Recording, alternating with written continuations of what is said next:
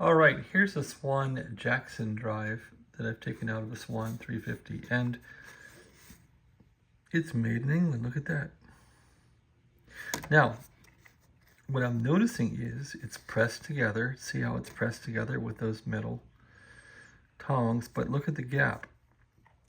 So it looks like maybe through use or abuse or trauma, I think if I just press this thing together harder, it's going to work normally. It also needs some lubrication inside, so I'm not going to take it apart.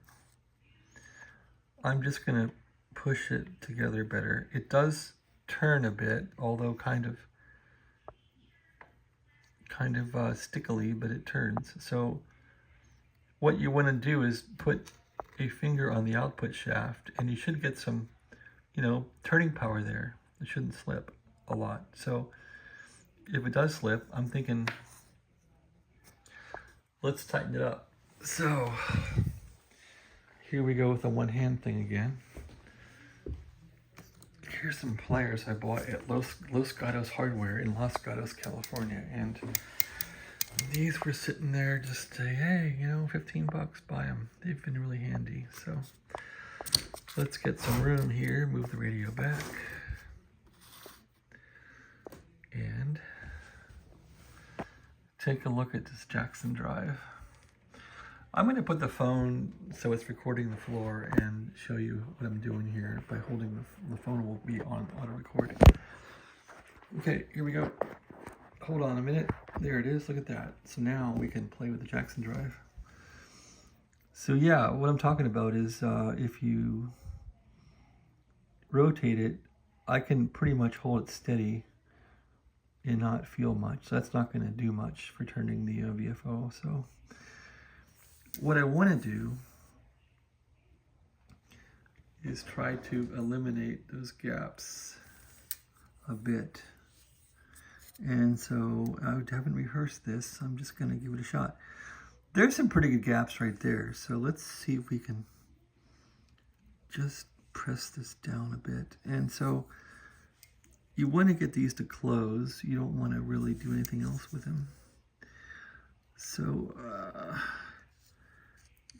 yeah, let's see if we can close these. And so I'm thinking, what angle can I hit it with to close them? And is this the appropriate pair of pliers? Maybe they don't stretch enough. I'm going to find a larger pair of pliers, which I've had around here. There they are. They're on the floor. Standard old pair of pliers from the auto parts store. Click them on the big jaw here and wide jaw.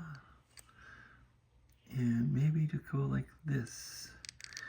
The trick is I want to have downward force on that little tang there. Now see how I'm parallel with the face of the tang, a little bender thing there. So, and now I don't want to really hit that and bend that up. I just want to hit it like this. You don't really want to, you want to be frame against a frame on one side and hitting one of these. Maybe like that. Let's see if that'll work. A little bit of force on there. A little bit of force on this one. I'm just going around and bending these tangs. That's what I'm doing. Bending them in a bit. And you probably can't even see it. There's a gap there. Let's see if that gap will close. You just kind of want to bend these in so they grip a little better. And this one, I think I'm going to hit it like this. Get these to grip a little better. I kind of wonder if that will work. No, I don't think that'll work. I think we got to hit it with an angular force.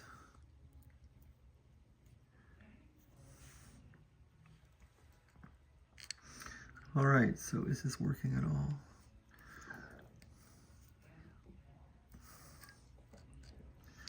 Guess we'll find out. I can't really think this thing is hopeless.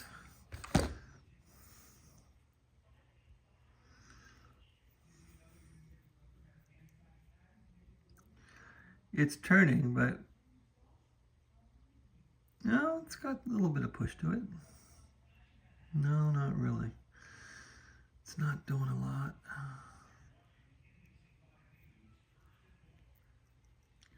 When I pushed down on this thing, it seemed like it helped it.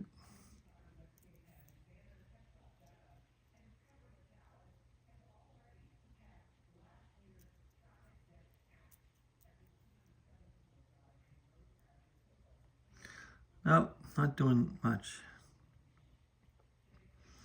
So is the next step taking this thing apart? I wonder. You would think if you can get it a little closer, it might grip better. And then what could I spray in this thing maybe to make it grip better? Would graphite do it? Something to lubricate it. There's probably somebody that knows how to fix these things around better than I do. I'm just gonna crush it like this and see if that gives it some incentive here. Smash that down. I'm gonna smash the frame down. See if that compressing it helps it a bit. Okay, compress that end, compress this end. It does compress and it pops back up, so that tells me that we could compress it further. If you compress, see how that compresses? So the trick is we're not compressing it correctly. So if we hold this compressed and now give it some duty here to do and turn this, yeah, that helps a lot. So the trick is definitely to compress this thing. Give it a little more incentive. That helps. Oh yeah, that helps a lot. That helps magnificently. So what's really going to help this thing is to compress it. I almost want to get a hammer and whack it down. So this may be a job for the vice grips. Let's see. So this one isn't down very good. Are any of them down well? Yep, that's gonna, okay, so that, yeah, so it looks like either the radio got a shock right there, and that one's kind of just not lined up right. So if I could just really hit this hard with some vice grips or something. I don't think I have any vice grips up here.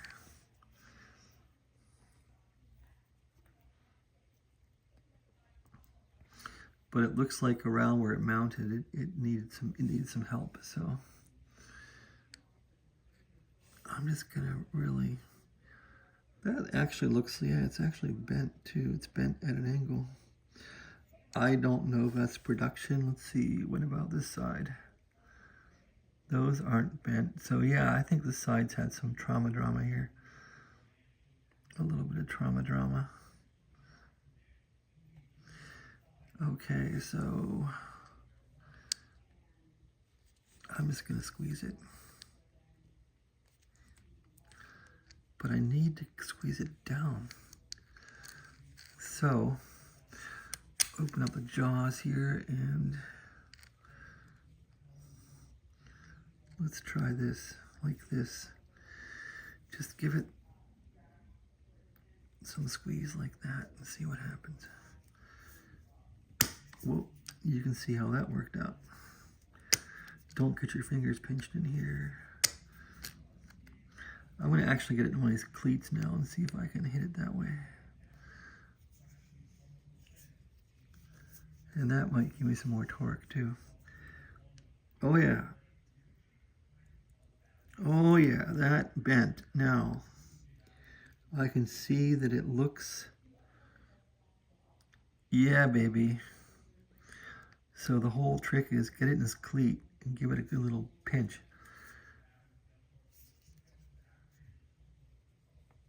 Okay, that one's pinched. Let's pinch this one here.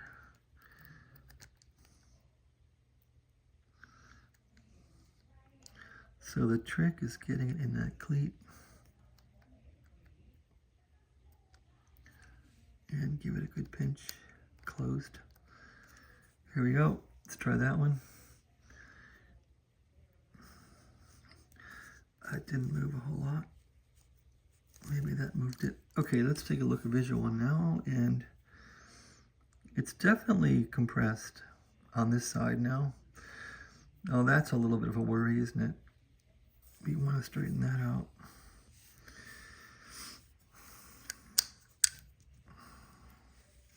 So maybe if you can just get the abuse out of these things, it'll work again. I don't know. Let's get this one straightened out. There, that's looking better like that, isn't it? A little high. You probably want it perpendicular, right? Yeah, so it's not perpendicular, is it? Okay, that's perpendicular, right? How about that one? Yep, that looks better. Let's check it over here. So that side really has a little bit of a gap, but not much. There's a gap right there. Let's hit that one. Looks like I already hit that one, but let's do it again. Okay. You want to get this thing to kind of push down and not snap your fingers in the pliers.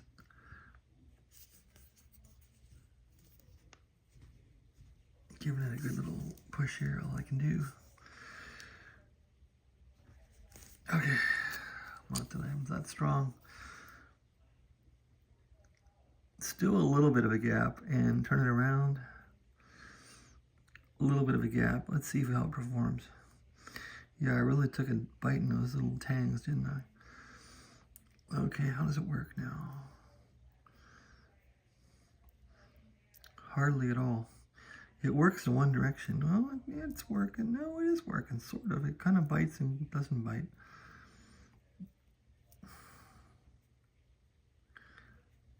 Well, it's working in that direction, and it quits. And then it works, and it quits entirely. So it's got a dead spot. It's got a bad dead spot. So maybe lubrication will help it. It's got like a sticky dead spot.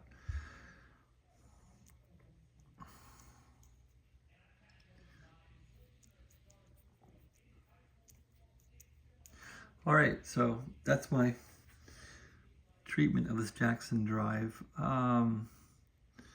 Yeah, I would like to put some lubrication in there if I had some. Put some WD-40 in there if I can find a can of it. All right, I'll do that later. Jackson drive. Good luck with yours.